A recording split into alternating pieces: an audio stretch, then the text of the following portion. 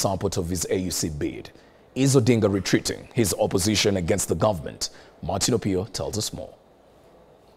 For more than a week now since the conversation on the Finance Bill 2024 began, Azimio Chief Raila Odinga is yet to come out with his advice regarding the bill that is now raising uproar from different quarters, with the bill said to increase the financial tax burden to Kenyans. Last week, his core principles led the coalition in critiquing the bill, but conspicuously missing was Odinga, who has previously been quick in taking the government head-on.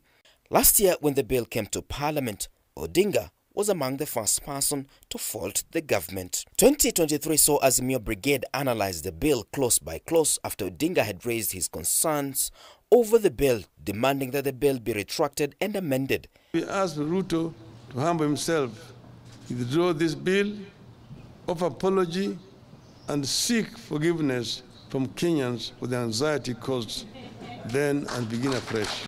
The consequent push by the government to push through with the bill, among other issues, saw Odinga and the larger opposition team take to the streets.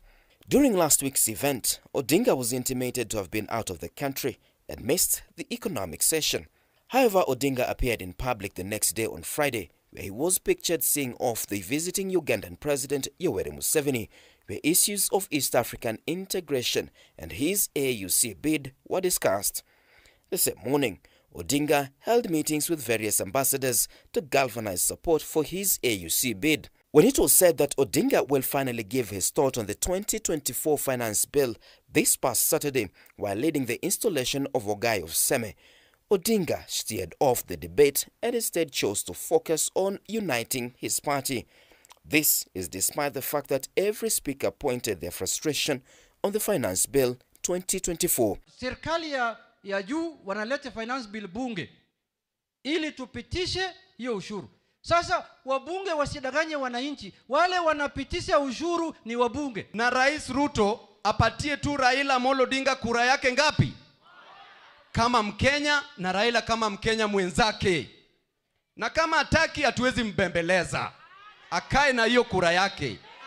Kwa sababu huyu Raila Amolo Odinga ako na enough connections in Africa.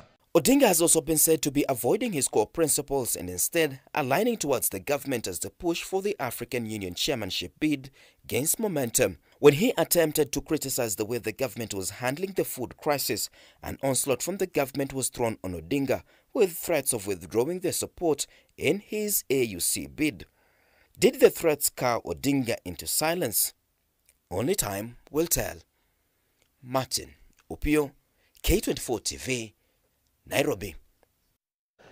Iranian President Ibrahim Raisi, the country's foreign minister, and others have been found dead at the site of a helicopter crash after an hours-long search through a foggy mountainous region of the country's northwest state, media reported.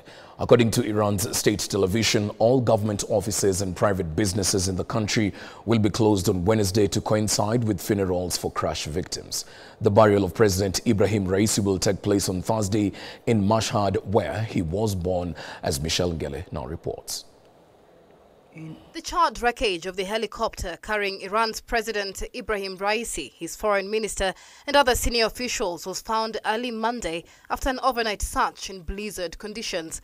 A total of 9 people, including a provincial governor, were on board when the aircraft came down on Sunday in a remote and mountainous region in Arasbaran forest near the border with Azerbaijan. Rescue teams battled for hours to reach the crash site, with fog and snow hindering efforts. The president and his entourage were returning from a visit to the Iranian province of East Azerbaijan, where they took part in the inauguration of a dam along with the president of neighboring Azerbaijan.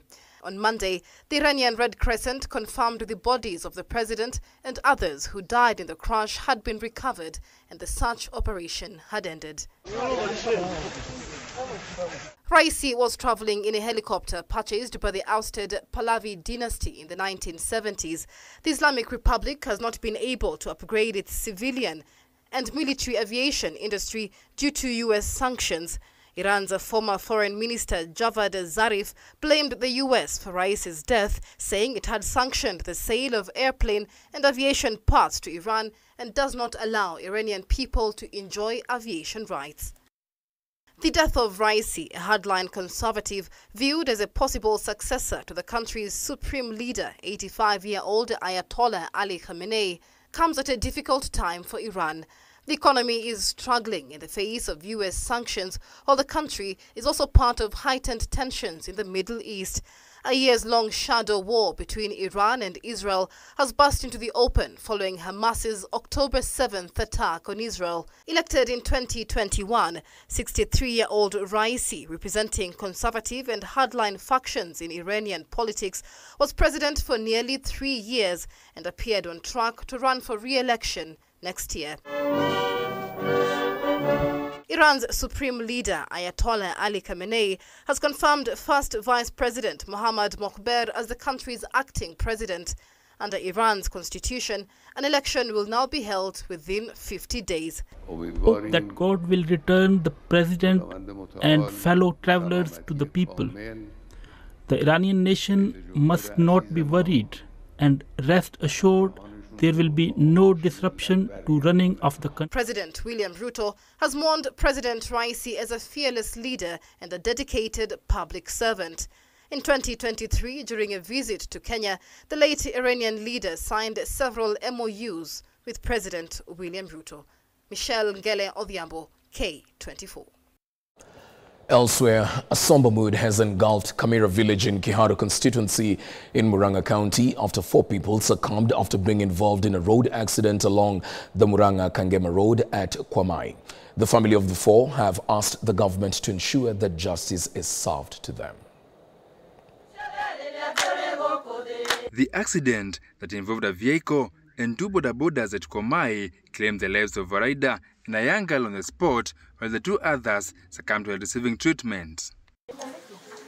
The 4, 2 adults and 2 minors, were among other family members who boarded the bodabodas heading to their home in Kamira village. In Kamira village, we visit the home of James Kiragu, where mourners are preparing to lay him to rest tomorrow. Sai tunaomboleza watu 4 ambao wametuacha katika hii kijiji yetu ya Gikandu.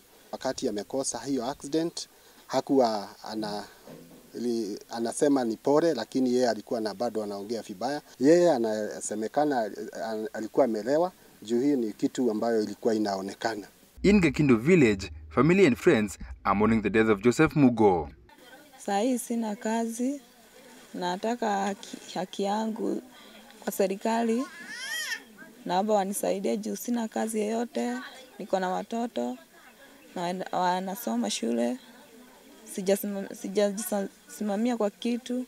This family has been hard hit as the couple is nursing injuries. One daughter is also nursing injuries and also lost their daughter. The accident also left their mother, sister and 1 daughter nursing injuries. Elid Masharia, that's how the accident occurred. Kulipojitokeza gari lilikuwa linatokea huko saidi ya kutoka huko juu Kagema, tukagana kutoka hapo, hatukujisikia, tulijikuta tukiwa hospitalini. Huku niko na vidonda kutoka pale chini hadi hapa, tena hapa inaumia sana ibagu, alafu hapa bado niko na shimo imenini, na bibi yangu pia bado wako na majeruhi mabaya sana. The families have also urged well-wishers to support them, saying the expenses are huge. Watenda wema wamekaribishwa kwa hizi boma, ni boma 4, ndio tuweze kushikilia hizi familia wakati hii wako chini sana, kwa kimoyo na tena kwa kimfuko.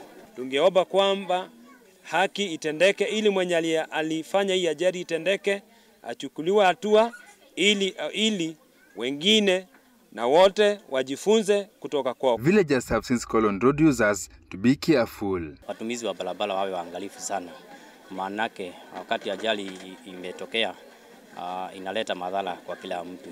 Our efforts to reach to the Murang'a police commandant for a comment on the accident proved futile. As this village continues to mourn the death of 4 people following a tragic road accident, road users have been urged to follow traffic guidelines.